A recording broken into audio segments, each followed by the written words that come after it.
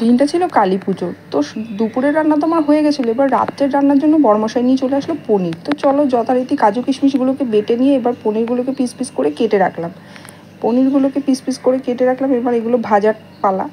বসিয়ে দিলাম কড়াইতে তেল গরম করে এগুলোকে ভাজতে, আর তারপরে এগুলো আস্তে আস্তে কেটে নিলাম। পেঁয়াজ কাটলাম, ক্যাপসিকাম আর টমেটো। আর এই দেখো পনিরটাকে ভেজে তুলে নিয়েছি। তো চলো এবার আস্তে আস্তে এগুলোকেও দিয়ে দিই কড়াইয়ের মধ্যে। ফাইনালি এগুলো দিয়ে ভালো করে নাড়াচাড়া করে নিয়ে এপিট ওপিট করে একেবারে তারপরে দিয়ে দিলাম আদা রসুন পেস্ট। আমি কোনো রকমের হলুদ গুঁড়ো, লঙ্কা গুঁড়ো, জিরে গুঁড়ো ইউজ করিনি, শুধু এইগুলো দিয়েই করেছি। আর এই যে কাজু কিশমিশ পেস্টটা বানিয়ে রেখেছিলাম, এটার উপরে সামান্য একটু জল দিয়ে তারপরে এটাকেও ওর মধ্যে দিয়ে দিলাম। ভালো করে দিয়ে নাড়াচাড়া করে যখন হালকা পরিমাণে তেলটাকে দেখলাম ছেড়ে আসছে, এই যে হালকা পরিমাণ যখন দেখলাম যে তেলটা এবার ছেড়ে আসছে, তো তখনই আস্তে আস্তে এবার দিয়ে দিলাম সামান্য পরিমাণে একটু মিষ্টি। নুনটা আগেই দিয়ে দিয়েছি।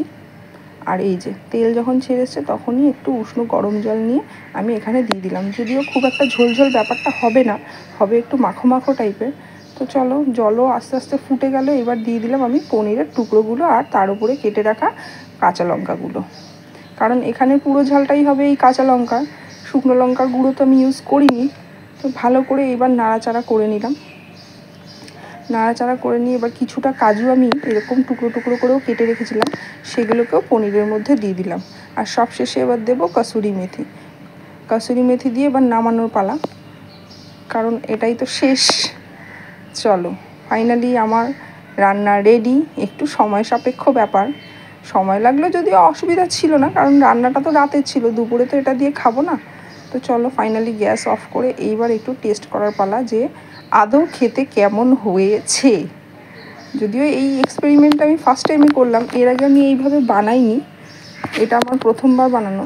খেতে খারাপ হয়নি। তো চলো সারাদিন তো কেটে গেল, লাঞ্চ, বিকেলের চাটা সব খাওয়া হয়ে গেল। এইবার আসলো সন্ধ্যায় বাতি দেওয়ার সময়। ফাইনালি আমার বাতি ধরানোও হয়ে গেছে। তবে বাতি ধরিয়েও না শান্তি নেই, জানো তো। শান্তি নেই বলছি তার কারণ, সব সময় মানে গার্ড দিয়ে বসে থাকতে হবে, এটা তো সবার ঘরেই হয় এই দিনটাতে, যে কখন কোনটা হাওয়ার ঠেলায় নিভে যাবে সেই জিনিসটা দেখতে হবে। ফাইনালি আমি একবার না প্রতিবারই এটা করি, লাইট নিভিয়ে না কয়েক সেকেন্ডের জন্য এই জিনিসটা খুব উপভোগ করি, বেশ ভালো লাগে। কিন্তু ঘরের চারপাশটা পুরো মোমবাতির আলোয় আলোকিত হয়ে যায়, বেশ দারুণ লাগে জিনিসটা দেখতে। আর তখনই দেখলাম বাইরে এদিকে বাজি ফাটাচ্ছে, কী যে মনোরম দৃশ্য লাগছিল, ওইগুলো দেখতে খুব ভালো লাগলো। তারপরই যেহেতু বললাম কালী পুজোর সময়টা, আর আমাদের কালী পুজোর দিনই এখানে খিচুড়ির পালা হয়, মানে আমাদের একদম গলির মুখটাতেই দেখো কী সুন্দর খিচুড়ি রান্না চলছে।